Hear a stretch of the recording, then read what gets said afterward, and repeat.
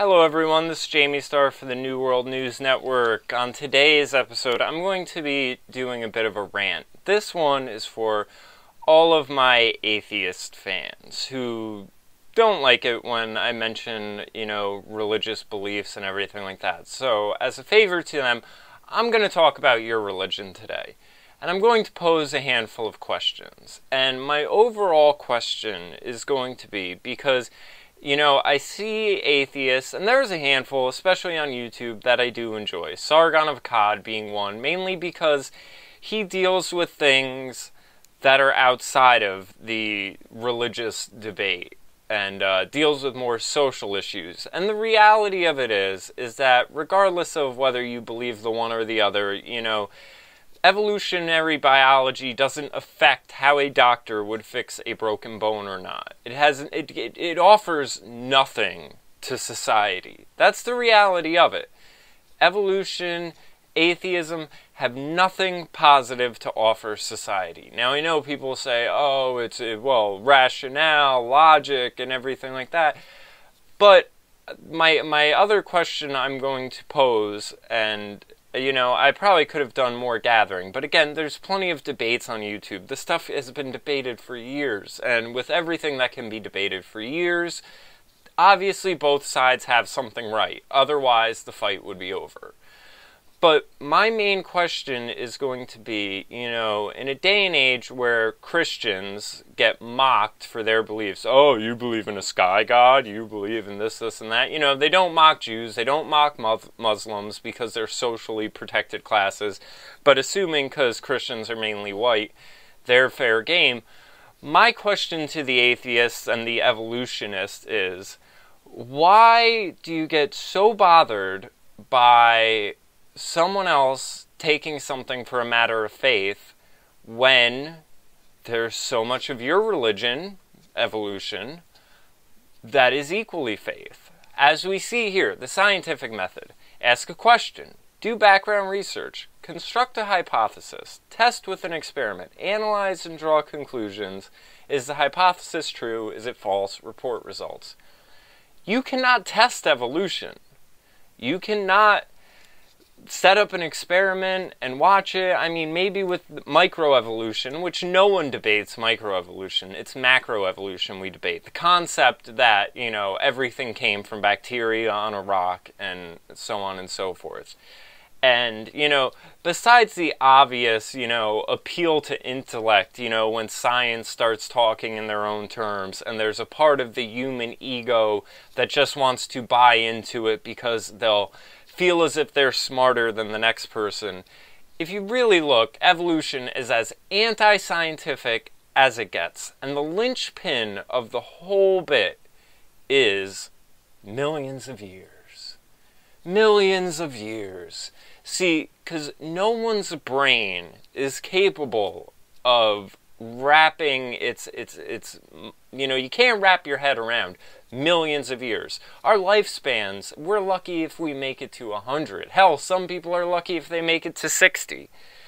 So when people say something like millions of years, a time frame that they cannot possibly wrap their head around, it then opens the floodgates for other things that you should not be able to wrap your head around happening, like a goat turning into a horse, or amphibians turning into mammals. I mean, things that we've never witnessed, things that we can't test, things that sound absolutely absurd, like a cow turning into a horse or whatever, but millions of years. Fuck. A lot of stuff could happen in millions of years. So I guess, why couldn't a goat eventually turn into a horse? Why not? I mean, millions of years.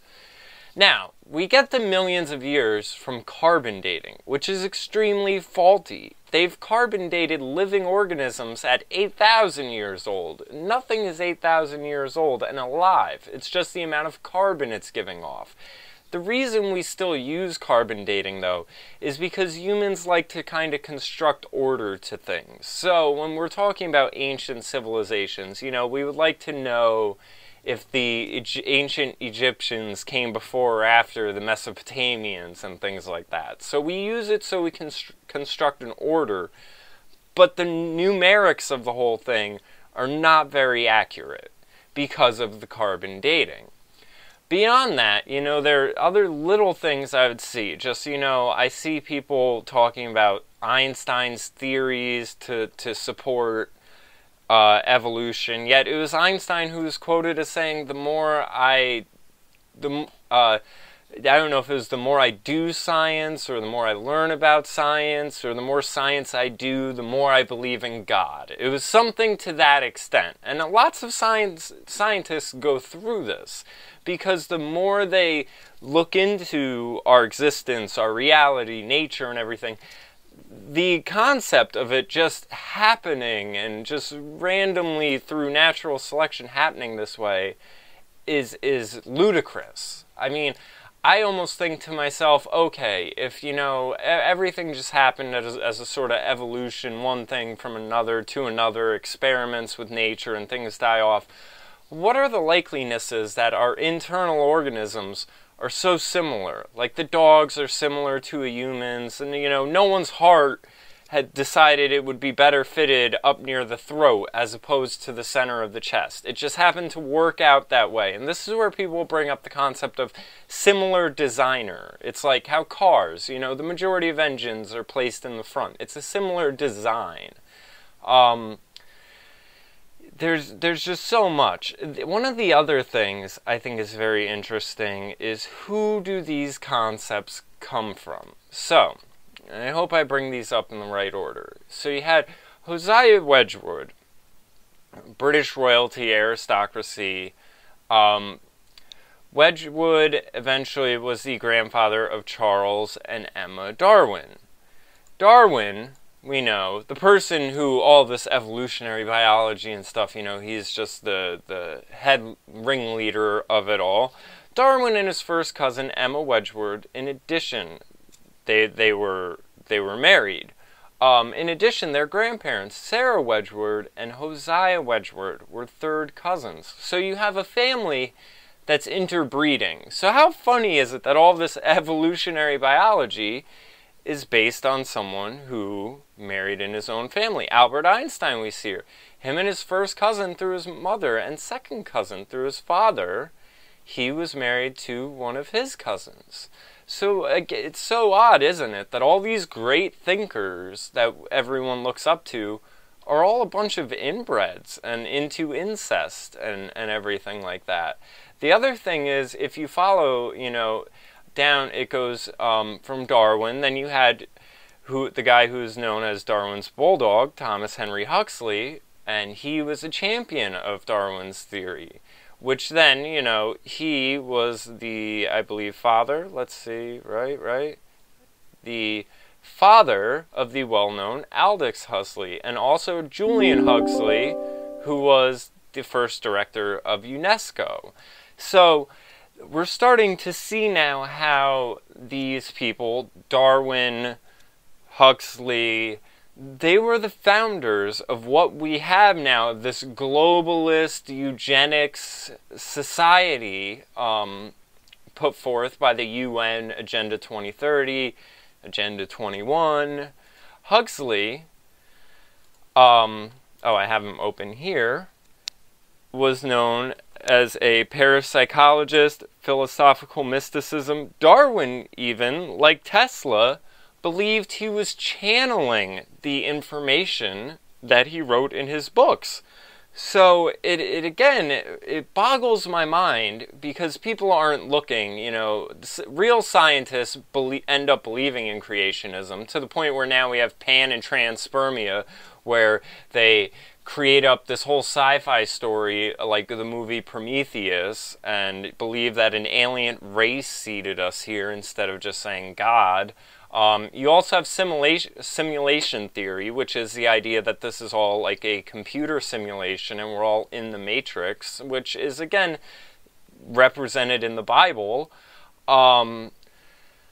But you have all of these people like Darwin, and they're doing all these things that are completely contrary to the concepts they put forth for society at large, which we still have going on. You still have the occult meeting at Bohemian Grove and your world leaders carrying on mock human sacrifices and these dark rituals, all while, you know, discrediting it and dismissing it for the public, because there's, you know, it appears as if there's something there that is of power and resource, but they don't want you to know about it, because that's what's giving them their edge. Now, I'm not saying you should fuck your cousin and that might give you a genius baby, but again, isn't it just interesting how these people are doing all the things that they tell us we shouldn't, or that we would be mocked for doing?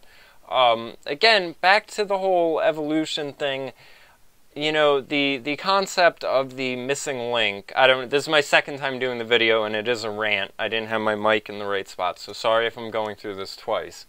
The concept of the missing link as well, you know, the idea that you had all these species and these sort of mutated, not fully evolved into what we know, but with little differences. Like, I mean, my question is, why are there not hundreds of skeletons of humans with tails? Like, there should be an abundance of evidence if this were true, but there's not.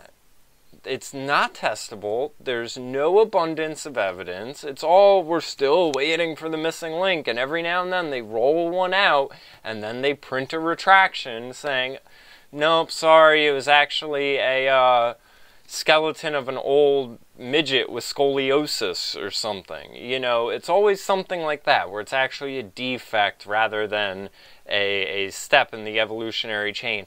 So I just wonder why they're not more forthcoming about their own leaps of faith. Like I said, I think it's the millions of years point, where they name this unfathomable thing and therefore is responsible for other unfathomable things. Another thing I saw in a recent video, someone was talking about the Big Bang, and of course gets into the semantical thing. Well, we shouldn't call it the Big Bang because it wasn't an explosion. It was just matter expanding from nothing. And then, of course, they just babble about, well, then there was no time, and then time was created, and there was no space, but then space was created, and then therefore there's no measurement. And that's where, again, I think people get lost in all that babbling about nothing and just nod their heads and say, okay, you sound like you know what you're talking about. And then they'll say something like, we can still measure the radiation that is expanding from the Big Bang. Now, we may be able to measure the radiation. How do you know it's from the Big Bang, though? And this is where someone would say, okay, well, if we can measure the radiation still coming from the Big Bang must have happened, because you have equivocated and said the one caused the other. Therefore, the original one you cannot prove now suddenly seems provable. It's the way that science sort of links what proof they have for one thing to someone else's theory, and then these theories get accepted as fact. There's a difference between a theory and a fact, and I don't have a problem with people believing different theories. But at least admit, until it's proven as a fact, until it can be ran against the scientific method, it's a theory. It's not a fact. And I just wonder, with all these atheists and everyone like that who wants to champion science, when science puts forth something like the simulation theory or pan or transpermia, will you then admit that maybe there is a creator because science said so? Because reason and logic has brought us to that point where now we realize that the idea that everything just came from bacteria off a rock sounds fucking stupid? I mean, and granted, now I know if you were to say in a nutshell, the idea of a sky god who just created everything sounds kind of stupid, but here's my logic for it. You know, like I said, I got into arguments where I had a friend in my face screaming that I was an idiot for believing that something like a human could ever come from a monkey. And eventually I realized he was completely right. I was an idiot for thinking it, because I started to look at everything I was capable of accomplishing. Writing songs, leading and organizing groups of people, making these videos, doing things that the animals cannot do. And that is where the made in the image of God comes from. It's not a physical thing. You know, God may or may not look like us physically. He might have a nose, he might have some eyes, who knows. But it's the creator aspect that we are made in the image. We are capable of creating life. We are capable of creating our environments, our communities. It's that ability that we have that no one else has. And it's also beyond that, I look at things like this. If everything humans have ever held value in, whether it be the creation of the wheel, the sword, the pen, laws, you know, your iPad, my computer, everything we hold value in had a maker, had a creator. You had parents. If everything else has a creator, why would you not then assume it is most probable that the world had a creator, that our existence had a creator? I mean, we're talking probability now. So when you go to me and you say, you know, it's irrational, it's illogical to think there's a creator, I just think maybe, but it seems kind of probable. If everything else that I think holds value had a creator, why would I not then assume that I also didn't have a creator? So the probability thing is where I'm at with it, where it starts to seem rational. I mean, I think it's an irrational thought to think life comes from nothing, or that all of this stemmed just from a whole bunch of mishaps and accidents and trial and error. And I mean, again, there's so much detail and there's so much, you know, minute things like how, you know, your eyelashes are there to keep things from getting into your eye. There's such detail in the human body and all biology and everything. And that's, again, why people like Einstein said, the more I do science, the more I believe in God. Because you can't be studying this stuff nonstop and then just not seeing that there is a organization and a specifications to all of it. So I'm sure there's plenty more I could say, but just as a kind of open-ended rant, that's what I wanted to get off my chest about the whole religion of evolution. And if anyone would like to comment, tell me how they think I'm wrong, that it's not a religion, that it doesn't involve large leaps of faith, I'm more than glad to hear it. If someone would actually like to debate me and do a collaborative video, I'm also open for that. So make sure you subscribe, check the links below. Have a good one, everyone.